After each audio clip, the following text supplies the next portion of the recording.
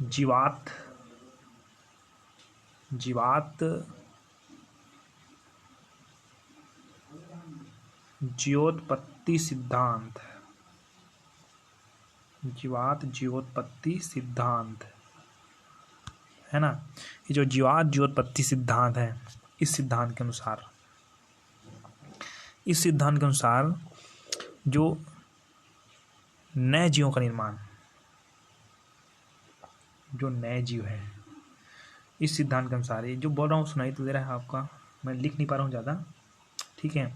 तो इस सिद्धांत के अनुसार नए जीवों का निर्माण केवल पहले से उपस्थित जीवों के अंडों, बीजाणुओं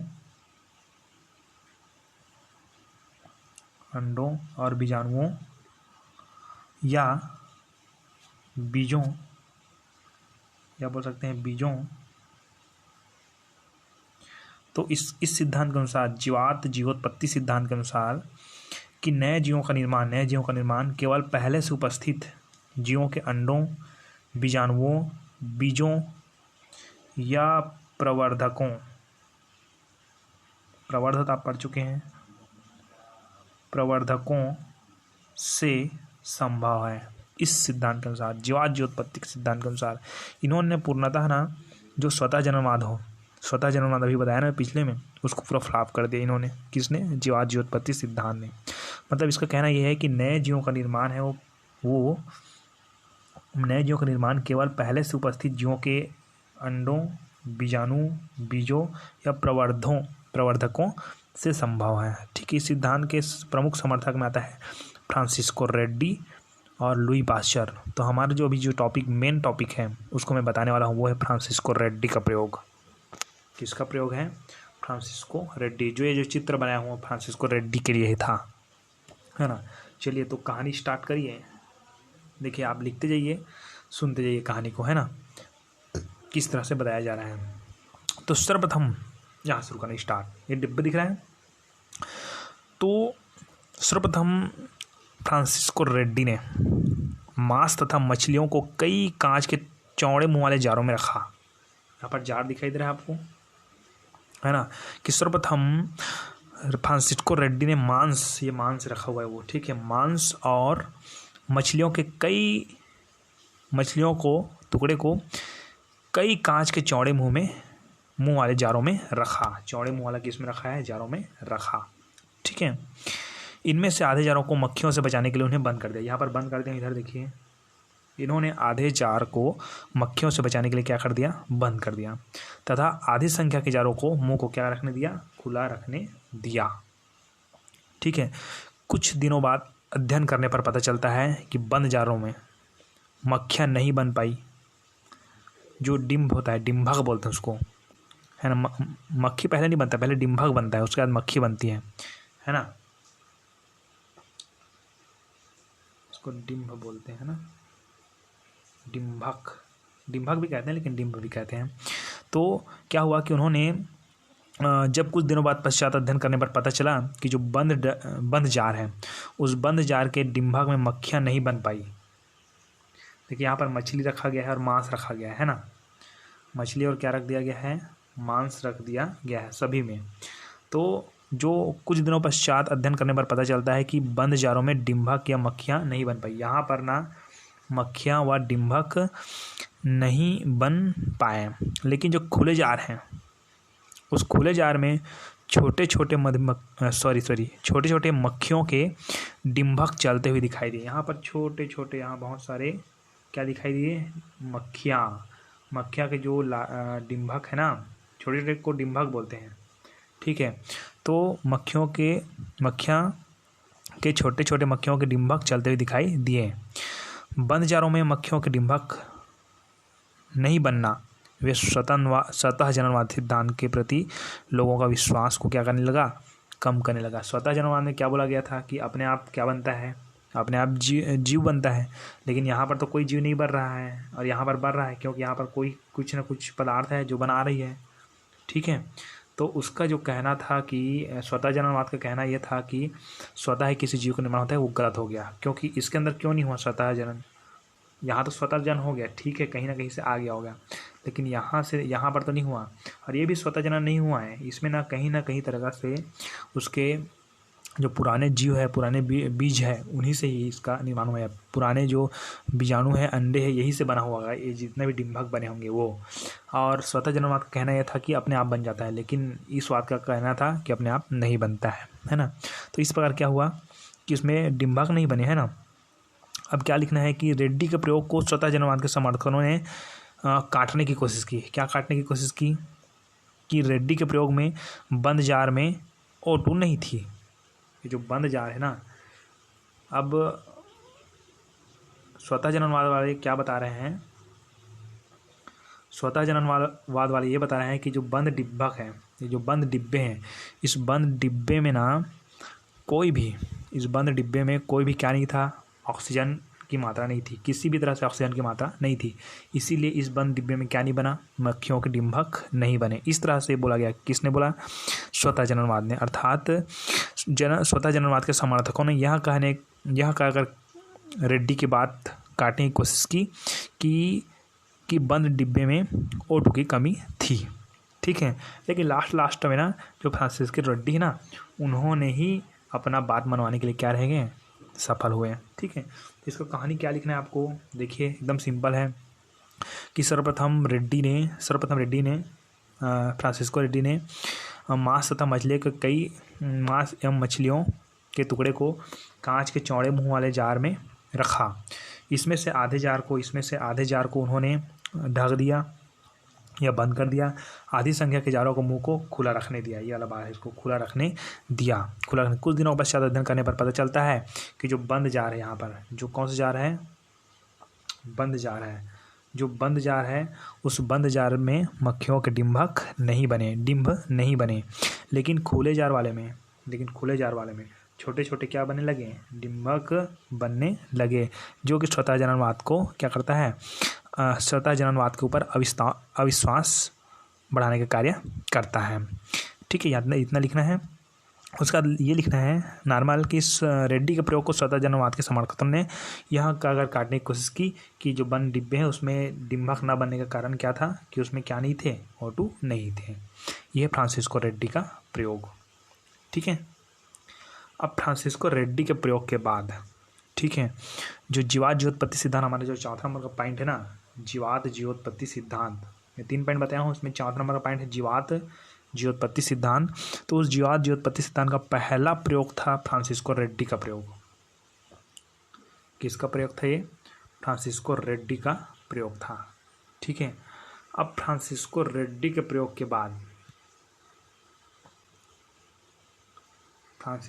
के प्रयोग के बाद एक जन ने और प्रयोग किया, ठीक है। उसका नाम था लुई पास्चर। क्या था? लुई पास्चर, है ना।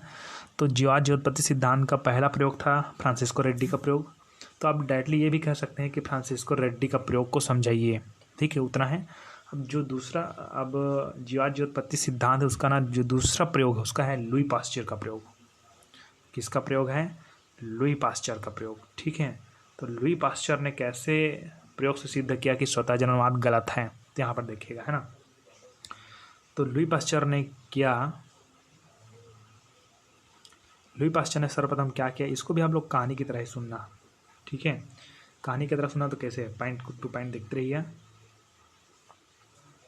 हाँ, यहाँ पर तो हमारा जो पॉइंट चलता है यहाँ से, है ना, कि सर्वप्रथम क्या हुआ। सर्वप्रथम देखिए लुई पास्चर का प्रयोग, इसको भी मैं कहानी टाइप से बता रहा हूँ, देखिए, है ना।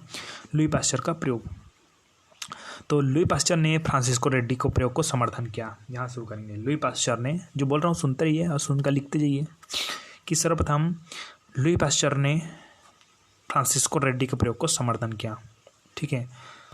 उन्होंने एक फ्लास्क में मांस के शोरबे को लेकर, ये जो फ्लास्क दिख रहा है आपको, है ना, यहाँ पर जो फ्लास्क दिख रहा है ये, उन्होंने एक फ्लास्क में मांस के शोरबे को लेकर, यहाँ पर दिख रहा है ये मांस के शोरबे, ठीक है, ये जो पॉइंट बना हो, है ना, मांस के शोरबे सर्वप्रथम क्या बोलेंगे कि फ्रांसिस्को रेड्डी के प्रयोग को समर्थित करता है। लुई पास्चर का प्रयोग फ्रांसिस्को रेड्डी के प्रयोग को समर्थन करता है।